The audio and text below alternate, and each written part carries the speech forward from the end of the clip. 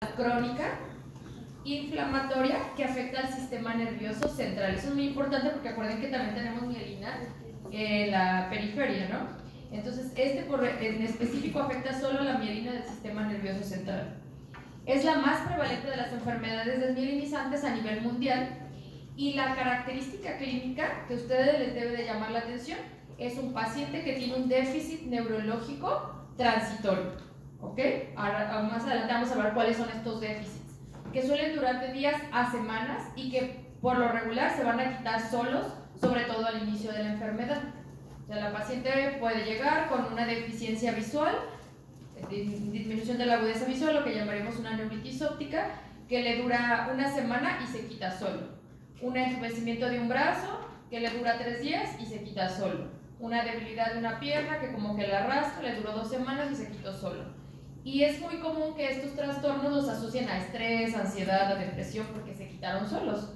Entonces, ese es un dato de alarma en un paciente joven cuando tiene un déficit que es transitorio. Y muy importante, y por eso deben aprender de esta enfermedad, es la principal causa de discapacidad neurológica de causa no traumática en personas jóvenes. Entonces, pueden ser personas de su edad, de mi edad, estamos en ese rango pues, de edades. Entonces, una persona completamente productiva, que está en edad reproductiva y que de repente empieza con una enfermedad que puede ser discapacitante. En cuanto a epidemiología, pues es una enfermedad poco común, eso es cierto. Aproximadamente hay 2.5 millones de personas afectadas en todo el mundo. El promedio de edad son 30 años al diagnóstico y en México tenemos aproximadamente 15,000 casos diagnosticados con esta enfermedad. Fíjense, hasta el 70% van a estar entre los 20 y los 40 años. Bueno, tal vez ustedes tienen menos de 20 años. No. Bueno, entonces sí están en ese rango de edad. Y es una enfermedad, además de la importancia por la discapacidad que ocasiona, son los costos. Es una enfermedad que es muy costosa, no solo por las deficiencias que implica el paciente, su discapacidad, pensión, etcétera, sino también porque los tratamientos son muy costosos. Como ya nos comentó su compañera, es más común en mujeres, en una proporción de 3 a 4 a un hombre, el rango de edad más frecuente de 20 a 40 años. Y en cuanto a la fisiopatología, espero que alcancen a ver, pero si ustedes se fueron a buscar un artículo de fisiopatología de la esclerosis múltiple, pueden encontrar un enredadero porque es súper compleja la fisiopatología de la esclerosis múltiple y en realidad cada vez se van descubriendo más procesos implicados que antes no se pensaba que existían en esta enfermedad.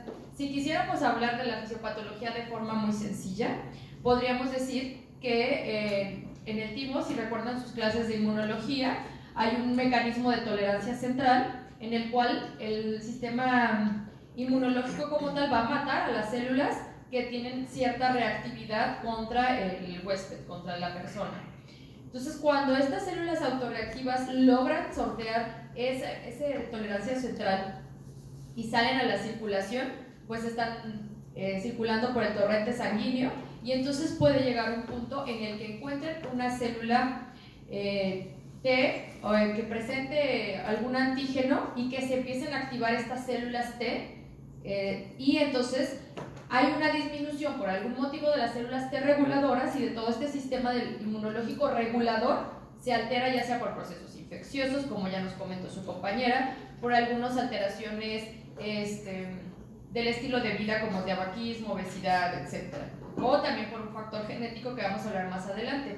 Y entonces empieza a dispararse un fenómeno autoinmune con producción de células TH17, TH1, que van a ir a migrar hacia el sistema nervioso central. Pasan al torrente sanguíneo y de ahí al sistema nervioso central. Y entonces dentro del sistema nervioso central vuelve a precipitarse toda esta cascada inflamatoria en la cual las células van a ir dirigidas contra la mielina. Específicamente contra qué antígeno, realmente no lo sabemos cuál es el antígeno gatillo que desencadena el proceso inflamatorio desde un principio. Por ese motivo es que hasta el momento realmente no se ha descubierto ni una causa concreta ni una cura para la enfermedad. Solamente todos los procesos fisiopatológicos que se han descubierto se dan objetivos terapéuticos sobre esos pasos en el proceso inflamatorio. Y finalmente, cuando la enfermedad, aquí les pongo un dibujito, vemos la neurona, vemos la vaina de mielina. Adiós.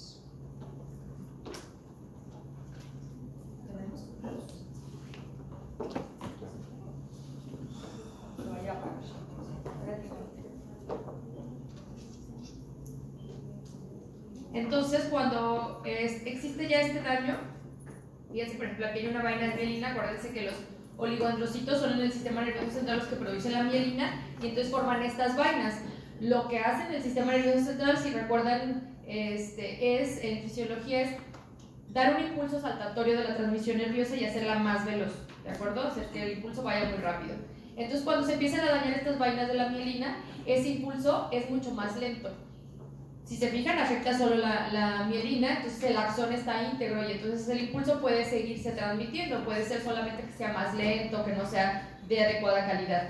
Sin embargo, cuando va pasando el tiempo, como axón quedó en esta parte descubierto, debe de haber una reacomodación de los canales y entonces eso requiere mayor demanda de energía. Finalmente, esto va a requerir mayor demanda energética, más mitocondrias, etc. Y finalmente el proceso inflamatorio también va a llegar a afectar al axón, entonces ocasionando déficits que puedan ser discapacitantes o no reversibles, como decíamos al inicio de la enfermedad. Entonces, a grandes rasgos, algún antígeno específico del sistema nervioso central es el desencadenante, activa la microglia, aumenta la permeabilidad de la barrera hematoencefálica, se produce una activación de la inmunidad adaptativa, ocurriendo, como vemos en la imagen, desmielinización de las neuronas. ¿Cuál es la causa? Como comentaba su compañera, no tenemos una causa clara y hay muchos factores que se han asociado, entre ellos, por ejemplo, infecciones por el virus de Epstein-Barr en la adolescencia, que nos da la mononucleosis infecciosa, y déficit de vitamina D, baja exposición al sol, por ejemplo. Esta enfermedad, sin la epidemiología, van a encontrar que es más frecuente en los países que están más alejados del Ecuador. Y uno de los motivos, además de la genética, es que ellos tienen menor exposición al sol. Entonces tienen menores niveles de vitamina D y esto los predispone a enfermedades autoinmunes. Y algunas variaciones genéticas, que hablaremos más adelante de ellas. Además, otros factores que se han implicado es la obesidad, el alto consumo de sal y el tabaquismo. Y entonces, hablando de la genética, hay polimorfismos, que más de 200 variantes genéticas que han aumentado el riesgo de esclerosis múltiple. Sin embargo, si en algún examen les preguntaran cuál es la variante más importante o más asociada a esclerosis múltiple, es HLA-DRB1 1501, que suele ser preguntas de NARM. Si les preguntan algo de esclerosis múltiple, esta sería una buena pregunta. ¿Cuál es el riesgo de que los hijos de un paciente con esclerosis múltiple tengan esta enfermedad? Esta es una pregunta muy frecuente, dado que dijimos que esta enfermedad se presenta en mujeres jóvenes y hombres jóvenes. Entonces tienen deseos de reproducción, pero tienen la duda de si pueden tener hijos y cuál sería el riesgo o el impacto que tendrían sus hijos en tener la misma enfermedad que ellos. Entonces, si nosotros hablamos de la población general, nosotros que no tenemos ningún familiar con esclerosis múltiple, el riesgo general sería de 0.1% de que un familiar o un hijo tenga la enfermedad. Mientras que si tenemos un hermano con la enfermedad, nuestro riesgo se va de 2 a 4 veces a que el hermano tenga esclerosis múltiple. Pero miren esos riesgos, por ejemplo, si son gemelos disigóticos, casi se mantiene igual, de 3 a 5%, pero si son monocigotos, hasta un 50% de riesgo de que el gemelo tenga la misma enfermedad. Y en esta gráfica les muestro, es muy interesante porque te dice según la población general cuál es el porcentaje de riesgo y te va diciendo, dependiendo del parentesco que tengas, si ambos padres están afectados, si es adoptado, etcétera, ¿no? Pero los porcentajes prácticamente son los que ya comentamos en la gráfica pasada. ¿Cuál es la importancia de los estudios de imagen o cuáles son las áreas de todo el sistema nervioso central que más va a afectar la esclerosis múltiple? Aquí en esta gráfica les muestro cuáles son las lesiones típicas que nos debemos de grabar para sospechar de esclerosis múltiple. Una son la médula espinal, el tallo cerebral, las lesiones que están alrededor de los ventrículos y las lesiones que están adyacentes a la corteza cerebral. Esas serían las 4 localizaciones típicas. ¿Alguien podría decirme cuáles son las manifestaciones más comunes de esta enfermedad?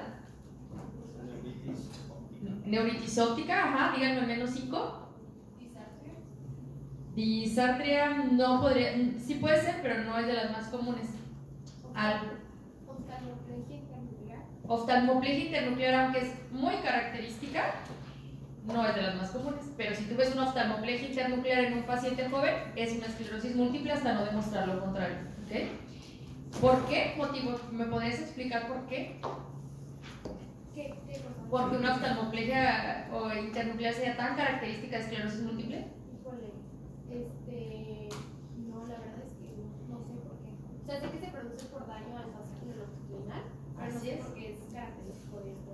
Si recuerdan en la anatomía, el tallo cerebral es una estructura sumamente pequeña, donde pasan muchísimas estructuras. Entonces, una oftalmoplegia internuclear es dada por una lesión en el fascículo longitudinal medial, específicamente en esa área. Entonces, es una estructura tan pequeña por donde pasan tantas vías y hay tantas estructuras que para que ocurra una lesión tan puntual y que solo te afecte eso sin darte nada más, es muy poco común que sea por algo metabólico, por algo vascular. Todas las demás causas prácticamente te agarrarían más estructuras. Y esclerosis múltiple sí es una enfermedad que puede dar una lesión tan pequeña y tan puntual que caiga en ese sitio sin afectar nada más. Por eso es tan característico que si lo encuentran como un hallazgo aislado, la principal sospecha sí es una esclerosis múltiple. ¿Alguna otra parte de la neuritis óptica?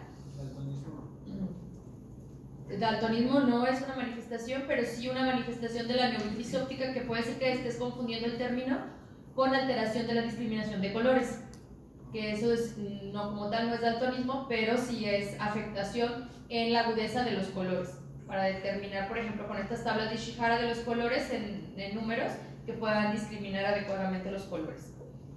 La neuritis óptica es unilateral, ¿no? Ajá, neuritis óptica, ahorita vamos a ver las características. Fíjense bien. Neuritis óptica, alteraciones sensitivas son las más comunes, pero de ahí puede ser un síndrome motor, medular y cerebelo. Esos serían como los síndromes más comunes que un paciente podría presentar y que nosotros hay que sospechar de esclerosis múltiple. Sin embargo, le llaman la enfermedad de las mil caras, porque puede darnos el síntoma neurológico del sistema nervioso central que ustedes quieran. Alteraciones visuales, debilidad motora, alteraciones sensitivas, alteraciones de cerebelo y coordinación, que son los más importantes que ya les comenté. Puede darnos urgencia urinaria, incontinencia urinaria o retención urinaria, alteraciones en la marcha, problemas con la tolerancia al calor, ataxia, nistagmo, disfunción sexual, espasticidad, fatiga, vértigo, dolor neuropático, diplopia, pérdida sensorial. O sea, prácticamente lo que me quieran decir del sistema nervioso central. Pero si nos enfocamos al menos en aprendernos estos 5 síndromes más comunes, seremos capaces de detectar cuando haya un paciente con sospecha de una enfermedad de este tipo. Por ejemplo, las neuritis ópticas suelen ser, como ya comentó su compañera por este lado, unilaterales. Suelen ocasionar una disminución de la agudeza visual que va empeorando en cuestión de días, y esta disminución de la agudeza visual se acompaña de dolor a los movimientos oculares, ¿de acuerdo? Hay alteración en la percepción de los colores también. Entonces, esas son como las características de una neuritis óptica, que si bien es cierto, no es la única causa de esclerosis múltiple. O sea, una neuritis óptica puede ser ocasionada por muchas causas, infecciosas, parainfecciosas, neuromielitis óptica, MOG, etc. Pero sí es una de las principales diagnósticos diferenciales. Las alteraciones sensitivas pueden ser tanto positivas, como significaría parestesias, calambres, hormigueos, o podrían ser negativas, como es que dejen de sentir, ¿no? Hipoestesia en alguna parte del cuerpo. Normalmente no suele ser como un dedo, o sea, pues una extremidad, o hemicorporal, o ambos miembros pélvicos. En cuanto al síndrome cerebeloso, este se suele caracterizar por pacientes que inician con vértigo, como ya vieron ahorita con la doctora, con vértigos de características centrales que van empeorando en cuestión de días, que no se quitan y que les ocasiona alteraciones para la marcha, lateropulsión o ataxia. Y en cuanto al síndrome medular, suelen ser síndromes medulares no tan severos, o sea que suelen no llegar a que el paciente quede en paraplegia, pero todo lo que ya sabemos del síndrome medular, ¿no? Una debilidad de los miembros pélvicos acompañada de alteraciones sensitivas con afectación de esfínteres y un nivel sensitivo, ¿de acuerdo? Con su hiperreflexia, su Babinski, etc. Cualquiera de estos síndromes que dure más de 24 horas continuas como mínimo puede ser un brote de esclerosis múltiple. Y la característica, como les decía, es que al inicio remiten solas. Entonces, cuando el paciente ya llega con nosotros para diagnóstico, debemos de interrogar hacia atrás si hace meses o años atrás él tuvo alguno de estos déficits. Entonces, por regla general, hay que hacerlo de forma intencionada. Ha perdido la vista, ha tenido parálisis facial, ha tenido diplopia, ha tenido debilidad de un brazo, de una pierna, alteraciones de la sensibilidad, porque a veces fueron tan leves que no lo recuerdan hasta que uno se los pregunta dirigidamente. Y esto va a ser muy importante para el diagnóstico. Los criterios de diagnóstico de esclerosis múltiple han cambiado de forma importante y han ido evolucionando conforme la evidencia ha ido incrementándose. Si ustedes revisan la historia de los criterios de diagnóstico, bueno, ha pasado por un sinfín de cambios, sin embargo, cada cambio ha permitido que se haga el diagnóstico más temprano, ¿de acuerdo? Que se haga más rápido para evitar que el paciente llegue a una discapacidad. Los actuales son estos de McDonald 2017, en los cuales pareciera un poco complicado esta tabla, pero se los voy a explicar y me gustaría entonces que mejor los entiendan en lugar de aprenderse esta gráfica. Los criterios de diagnóstico requieren de que el paciente tenga diseminación en tiempo y en espacio, ¿de acuerdo? Por tiempo nos referimos a que, tal cual, pase cierta cantidad de tiempo entre un evento, ya sea clínico, radiológico y otro, ¿de acuerdo? Entonces, por ejemplo, supongamos que llega una paciente con una neuritis óptica, la evidenciamos, ¿ok? Le preguntamos y dice que hace 2 años tuvo un vértigo que le duró 2 semanas, que no podía ni caminar y que se le quitó solo. Entonces ahí tenemos diseminación en tiempo. Tuvo un evento que pasó al menos un mes, esa es una característica, debe de pasar al menos un mes entre un evento y otro. Entonces ahí ya tenemos 2 eventos, diseminación en tiempo. En espacio, ¿qué significa? Que tengamos al menos 2 localizaciones distintas. Entonces en este caso, que les acabo de comentar, neuritis óptica más síndrome cerebeloso, tendríamos diseminación en espacio porque estamos abarcando 2 estructuras distintas.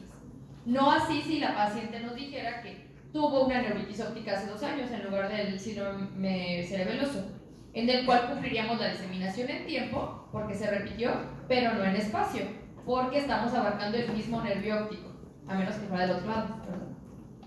Entonces, así se logra la diseminación en tiempo y en espacio, y es lo que tenemos que cumplir ya sea con clínica o con imagen.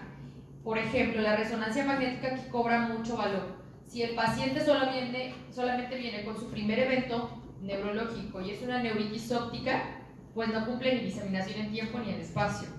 Pero nosotros podríamos hacer el diagnóstico desde ese momento si pedimos una resonancia magnética y si en la resonancia magnética vemos lesiones en diferentes localizaciones, que ya les comentaba en la otra gráfica.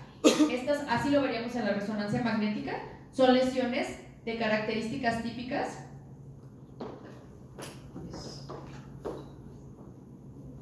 Bueno, no sé por qué no agarro ahí está.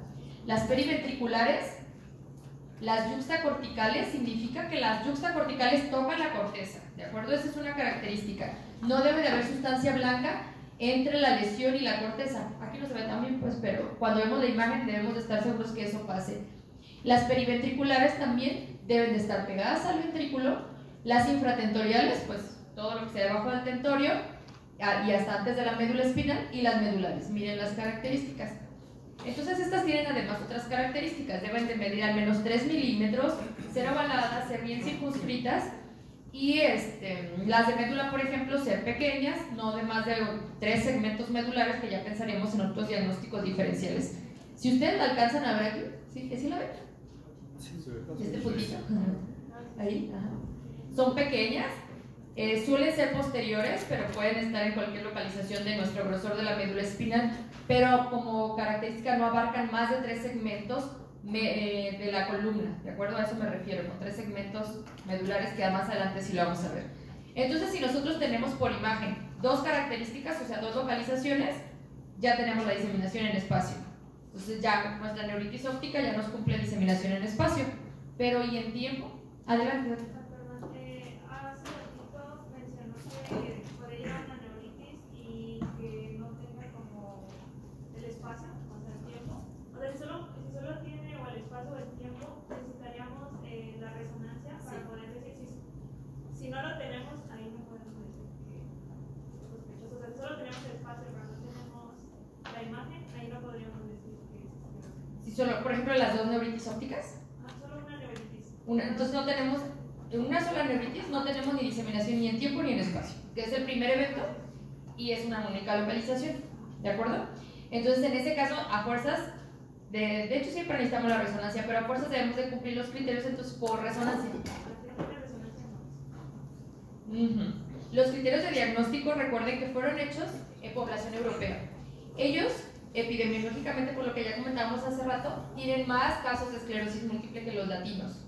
Entonces, sus criterios de diagnóstico, si ustedes los revisan, nos regresamos aquí al cuadrito, dice que si tiene diseminación en el primer recuadro, dice que dos eventos clínicos, dicen, con espacio separado, no requieren nada de resonancia.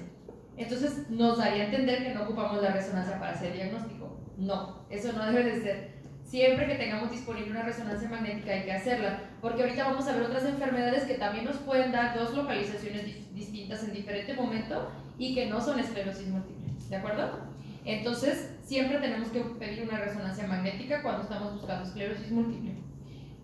Entonces, necesitamos dos localizaciones, volviendo al caso de una sola neuritis óptica. Si tuviéramos una juxtacortical y una periventricular, de las características que ya comentamos, con eso cumplimos la diseminación en espacio.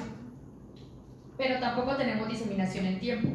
Si la primera resonancia magnética nos muestra lesiones que captan gadolinio y que no captan gadolinio, eso ya es diseminación en tiempo. ¿Por qué motivo? Porque las lesiones captantes de gadolinio nos dice que son lesiones agudas, que tienen máximo 3 meses que aparecieron, y las que no están captando de gadolinio pueden tener años, meses, no sabemos cuándo ocurrieron. Entonces eso puede ser diseminación en tiempo. Cuando no ocurre nada de esto, tendríamos que pedir bandas oligoclonales. Y las bandas oligoclonales, ¿alguien sabe qué son las bandas oligoclonales? Pues son anticuerpos. Son anticuerpos que producen las células B, bueno, ya plasmáticas, ¿verdad? No células B. Y digo, son oligoclonales porque son diferentes, tienen diferentes epítopos. ¿Sí? Y pues sí. Sí, son anticuerpos, justamente. Son anticuerpos que están formándose de forma intratecal, o sea, dentro del sistema nervioso central. Todos producimos anticuerpos a infinidad de cosas. Pero, por ejemplo, es muy importante que normalmente cuando corremos unas bandas oligoclonales, tenemos que comparar, si estamos buscando esclerosis múltiple, que sean solamente en el sistema nervioso central y que no haya en sangre, o sea, tiene que tomarse muestra en ambas. O que si hay en ambas, sean mayores el líquido cefalorraquídeo, porque eso nos habla de un proceso inflamatorio dentro del sistema nervioso central.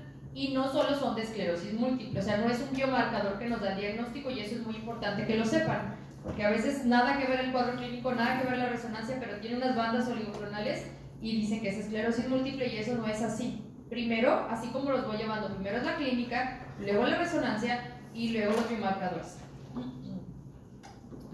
Y pues en todo caso no ocurriera diseminación en tiempo, tendríamos que esperar a que ocurra un nuevo evento, y hasta ese momento no podríamos decir que la paciente tiene esclerosis múltiple.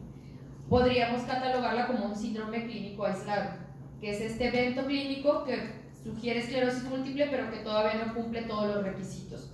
Hay que ser muy cuidadosos porque si nos precipitamos a hacer el diagnóstico y resulta después que no era esclerosis múltiple, para quitar el diagnóstico es todo un reto. ¿Okay? Entonces no hay que precipitarse, hasta que cumple los criterios, hasta ese momento se da el diagnóstico. Y en esta gráfica quiero mostrarles pues, los fenotipos que hay y explicarles más o menos cómo funciona la enfermedad. Si podemos ver estas gráficas en azul, estas barras en azul nos dicen la actividad inflamatoria, las recaídas inflamatorias. Pero fíjense, tenemos un umbral clínico que es esta línea punteada. El paciente puede tener fenómenos inflamatorios que ocurren, pero que no cruzan ese umbral y el paciente no tiene ningún síntoma. Hasta que por primera vez, por ejemplo, ocurre esta neuritis óptica, que ahora sí ya fue lo suficientemente intenso para desencadenar un brote. Hasta ahí, como dice la doctora, la resonancia bien, pues lo podríamos catalogar solamente como un síndrome clínico aislado. Sin embargo, todos estos fenómenos inflamatorios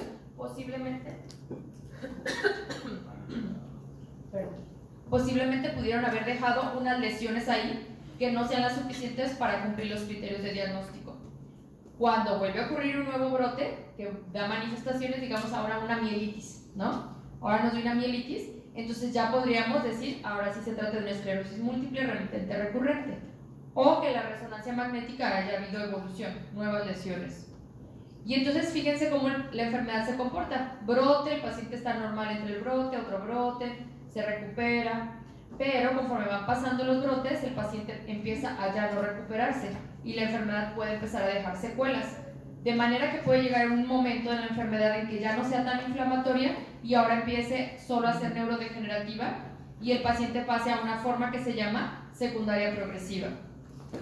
Algo muy importante, fíjense, es como el volumen cerebral inicia normal y conforme va avanzando la enfermedad va disminuyendo. Que esto es algo de las cosas nuevas que antes no creíamos que existiera, no se hablaba de cognición, no se hablaba de pérdida de volumen cerebral en estos enfermos. Sin embargo, actualmente sabemos que es algo fundamental en la enfermedad y que discapacita a los pacientes. ¿Alguien sabe cuáles son los tipos de esclerosis múltiple que hay? A ver, ¿cuáles? Es el que remite, la secundaria, la primaria, la progresiva, no sé qué, algo raro. ¿Alguien más? Esa ahí, en la última me fallaste. Ajá. Es el de recaídas y remisiones, la crónica progresiva segunda, crónica progresiva de primera y la progresiva con recaídas. ¿Alguien más? Como les digo, la esclerosis múltiple cambia, pero a pasos agigantados. Y esa clasificación que me mencionaron ambos es la previa. Actualmente tenemos 3 tipos de esclerosis múltiple. Casi 4, por el síndrome clínico aislado que ya lo incluye como parte de la esclerosis múltiple, que es este evento, como les comentaba, un evento único que no cumple los criterios, pero que es sugestivo de esclerosis múltiple. Pero la más común es la remitente recurrente.